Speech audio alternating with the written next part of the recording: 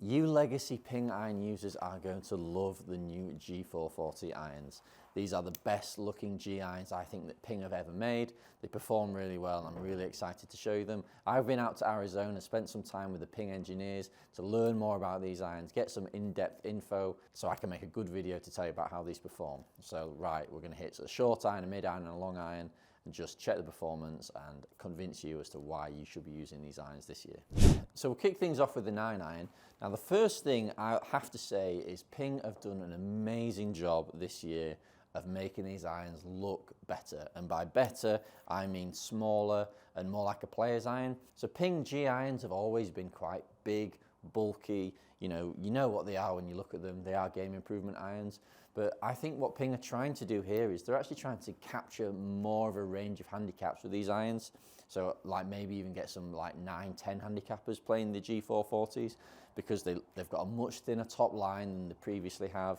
The soles aren't particularly thick and actually they just look like a really good iron. So what Ping are certain of is if they could get these in the hands of more players, golfers are going to hit the ball higher, hit the ball more consistently, and actually hit the ball a bit further, which is never going to hurt anybody. So the 9 iron here, it's quite strong. It does have a bit of offset, but actually it looks quite good. Certainly compared to some of the other game improvement irons on the market, these actually look quite small and actually like really playable. But right, let me hit a few 9 irons just to see how far they go and see how they fly. Nice. Okay, so first shot, great number there. So decent swing, didn't hit it really hard, but that's gone 140 carry, which is exactly as far as I need it to go. So it's flown 90 feet in the air, peak height, and it's also spun at 7,300, which is actually really high. I really struggle with these game improvement irons generally to get them up in the air and spinning. They usually come out low, hot, and go forever.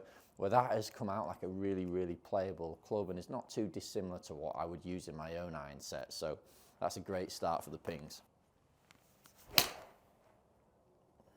Bit cutty that one. I would imagine it's a fairly similar sort of distance. So yeah, 141, spins 7,800, which is even better.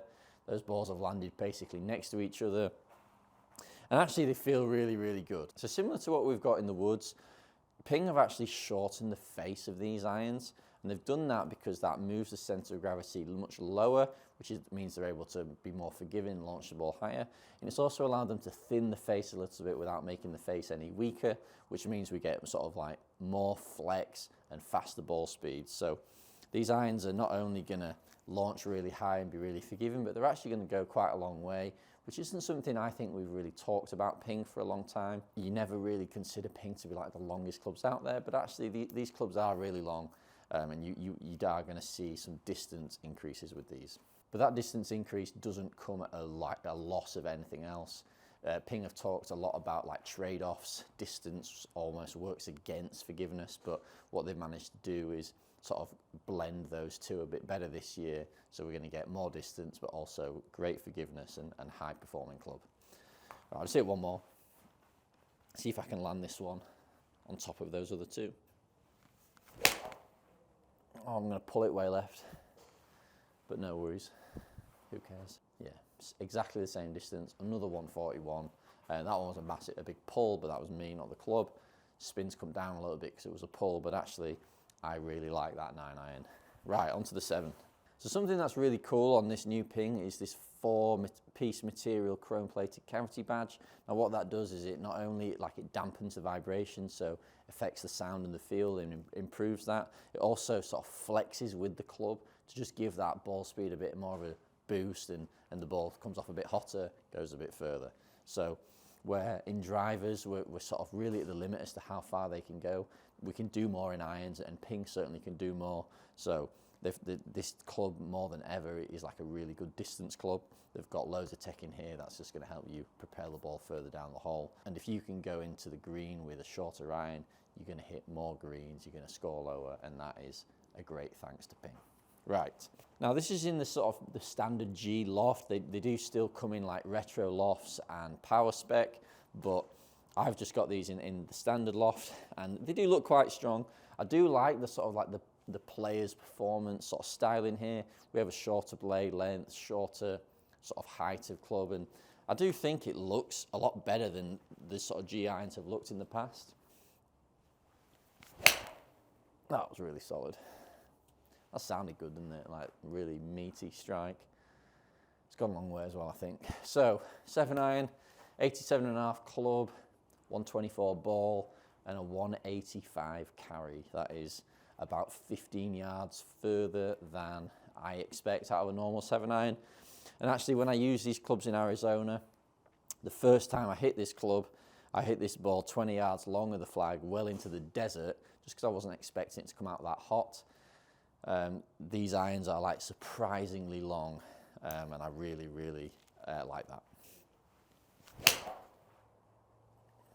They're just like, so the pings this year are so fun to hit, like they go miles, they feel really forgiving, and they sound great, like that sounds good. It doesn't sound particularly like a sort of big-headed club. It sort of like cracks off the face, almost like a tour player would. So that shot, 87.5 club again, 125 ball, 188 carry. Now, not only are these irons long, but they are incredibly consistent. Both the 9-iron and the 7-iron, the shots I've hit have all been really tightly grouped front to back. So it's not the case of just hitting one that goes forever and then one that doesn't. Like, they're consistently long, which is great if you can rely on that distance. And there's my third shot, toe strike, just to be consistent with the 9-iron. Be interested to see how that performs. Club speed 88, ball speed was down, massive toe hit, still carried 176. So yes, it has dropped, but that's still a really playable shot. Total 188, no drama at all. So pretty good performing 7-iron.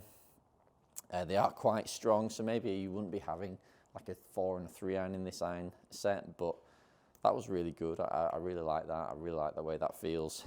So moving on to the 5-iron. Now this has 22 degrees of loft. The 7-iron had 29 for those of you interested in loft jacking, but the 5-iron's got 22. Now that is still quite strong. That's like a traditional 4 or even 3-iron, certainly in the set that I usually game. So this should go quite a long way. I've not actually hit many shots with this because when I was in Arizona, I just didn't need it because the ball goes so far out there, and these mid-irons go so far that I never actually needed this club. So it looks pretty strong. It's got plenty of offset, so for those of you who lose the ball to the right, you are going to benefit from using this. The offset will straighten your shots out. But what's good is I actually don't think these are massively thick, so that sole thickness is quite thin for a game improvement club. The top line's nice and thin. And actually, you could sort of see that this iron might end up in quite a few split sets just because it looks decent. When you have the club behind the ball, you can't really see the back edge. So you might use the blueprints or the I230 irons and actually just split set like a 5 and a 4-iron in here, just for that extra launch and that extra carry, because that would help you. But let's hit a couple and just see how it goes. Okay, a bit high on the face, not a massively great strike. Club speed 92, ball speed 127, carry 200. Not bad. Wasn't a good hit, so the spin will be quite low, but it's not too bad. So that's run out to 215, which is probably about where I'd want this club to go based on how far the 7-iron went, so the gapping's pretty good. That was definitely off center, so the MOI, the high MOI and all the tech in the head has helped me out there. Ping are definitely working for you with these clubs. You know, that they are forgiving and they are going to perform on off-center hits. Let's see if I can hit one out the middle so that I don't appear a complete fool. That's another flat bomb. Okay, 130 ball on that one. That'll have carried a bit further. 204 carry for a 225 total. Pretty good. Now, one of the things I'm most impressed with these clubs is how high they go. So Ping have always stayed very consistent with low CG, high launch, for like higher MOI and high performance. And what they've managed to do with these clubs is, even though the lofts are strong, I'm not denying that, the ball still goes really high, and actually they're still very playable. So that spin was like 3,500 at 81 feet peak height, which for a 5-iron is pretty good. Now, if I was stood 225 yards away, I'm not expecting to fly the ball all the way there, land it and stop it dead. I appreciate there's going to be some run out, but what Ping have done is that they've built a club that not only go miles distance, they also go miles in the air, which just make them really, really playable for getting the ball to stop somewhere near where it lands. And I always think if you can get the ball to stop, fairly swiftly once it's landed, then you're going to have more control. I think in the irons, we're not really looking for like maximum total distance or even the total distance to be that far away from the carry distance.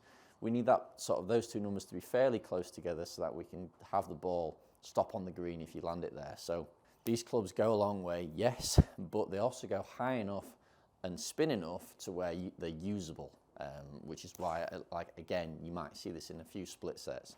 Let me just hit one more. Yeah. That was it.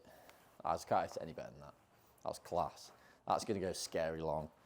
So Trackman is saying 92 club speed, 135 ball speed, 212 carry for 227 total. That's as good as I'm ever going to hit a 5-iron. I'm really, really impressed with that. That felt great. What's nice there is actually those first two shots weren't great hits, but the performance is not far off. They're really good strike. So all credit to Ping and their great technology in these irons. So I think there's quite a big handicap range of golfers that should be trying this. Yes, if you're sort of 20 handicap and above, then you definitely want to be in the Ping G range. But I think these irons might suit someone all the way down to like 9, 10 handicaps. They look really good in the bag. They've got a really nice profile behind the ball. And the performance just can't be argued with. They spin plenty, they go really high, and they go really far. These clubs are going to make your life easier on the course and help you score lower. So get out and try these G440 irons.